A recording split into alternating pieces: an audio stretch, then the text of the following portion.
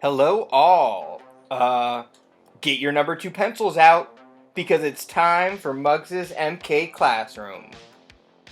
This time, we'll be heading to Yoshi Circuit on 150cc, where instead of tackling one big NISC, we'll instead see a series of 3 mini NISCs that aren't too difficult, but they'll help you save a bit of time here and there, which could be the difference, as you know, between an astounding victory and a heartbreaking second. Let's get to it. So, the first thing I want to do this class is just show this series of 3 cuts. Then I'll go back and address each part individually. But like I said, these cuts really aren't that bad, and we won't need any new skills for this video, so let's just see those cuts.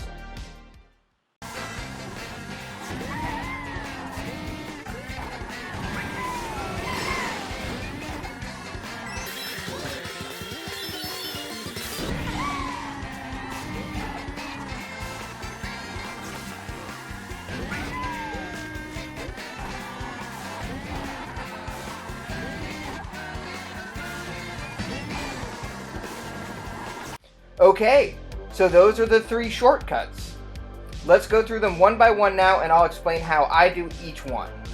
Oh, a build that I like to use here is one that isn't necessarily optimal, but it's Yoshi on the Bitty Buggy, with the usual roller tires and paper glider. What can I say? I like being Yoshi on Yoshi Circuit. I don't think the build is too much of a big deal for these shortcuts though.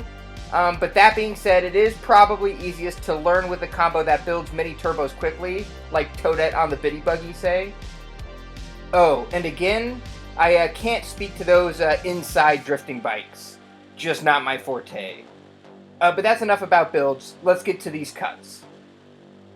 Alright, the first one is right at the beginning. You're going to want to build up a super mini turbo around the turn, hugging it close to the grass on the right. Release it as soon as you can, then hop out of it directly into a left drift. Widen your drift angle briefly as needed, so that you're kind of heading for these little flowers, right here. Then tighten it so that you end up cutting your turn to the inside of those flowers. Hop at the last moment to clear the water/grass, and once you land, begin your drift. If you're taking the waterfall shortcut like I am here since I have mushrooms, you will want to drift to the right. Widen your drift angle and use your mushroom to get your boost, go through the waterfall, while adjusting your angle as needed, trick and proceed as normal. If you're unable to take that waterfall shortcut, simply drift left once you land, collect your mini turbo, then proceed as normal. If you end up not clearing the water/grass, you might need to adjust your line a little bit to the right. And you could try what we talked about with respect to neutral drift hopping to add a little bit of your jump distance. That was from my last video, the Hyrule Circuit 150cc ending NISC video. Check it out if you haven't. But if you're having trouble building up your super mini turbo or mini turbo quickly enough, then start practicing, like I said, with a build like a baby character or Toadette in the Bitty Buggy to get you going. Okay, let's move to the next cut. Just before coming out of the tunnel, set yourself up so that you are right drifting around this turn, hugging it close to the wall. Accumulate a super mini turbo at least, but drift a bit longer than the road's path suggests you should. In fact, I like to release my super mini turbo at about the point where the white and red border begins, right here. When you do release it, hop out of it to the left so that you can rotate your cart square to the piranha plant pipe, but your aim should be just to the right of it ideally. Once you're lined up, let go of that stick and hop at the last moment. If your timing is correct, you will entirely, or almost entirely, clear the grass. I personally like to aim a little bit left just before I land to get my line clear of that next piranha plant. And then once I do land, I hop again to enter a right drift. This hop should carry you definitely onto the road for sure, and the drift sets you up for the next cut. So if we pause right here, you can see this 3-column tire barrier in the distance. And you probably recall that this is where the third cut will be from what I showed at the beginning of this video. We want to proceed keeping that in mind, especially with respect to our line. So what I'm going to do is I release my mini turbo right when I'm in the middle of the road, and then I start a left drift, hugging those right/red panels right here. Now this is the trickiest part, and there are a couple of things I want to say. One is that it just takes practice, but you're gonna need to tighten and or loosen your drift angle as needed so that you're aiming for the gap between the guardrail and the most inward tire column. I don't have any magic words here that I can say that will guarantee you'll be able to just go out and do it first try. You're just gonna need to get that feel for your line down, as well as the feel for when to hop. But I promise it comes with practice. And you don't have to be perfect either. I actually skimmed something here, but it doesn't really cost me. Make sure to land in a left drift so that you don't go into the far wall. Build up your mini turbo, release it, then proceed as normal. You did it. Congratulations. Oh, and that second thing I want to say, you don't need to go for the most inner gap there. In my experience, it gets progressively easier as you aim outwards.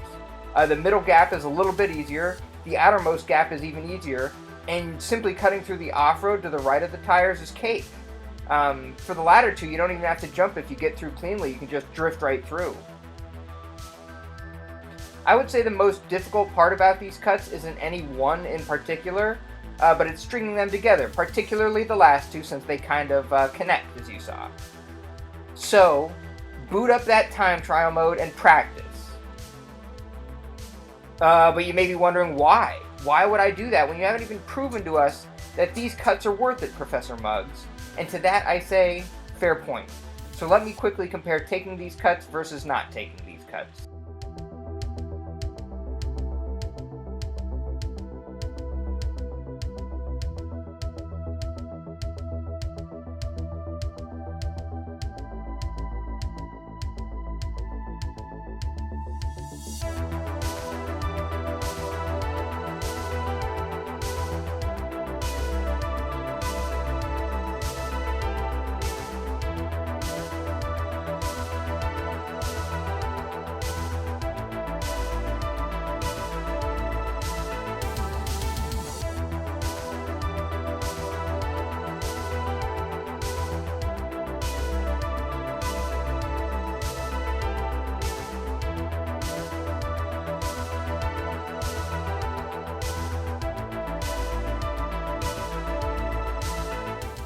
Okay, as you saw, none of these cuts really save that much time individually.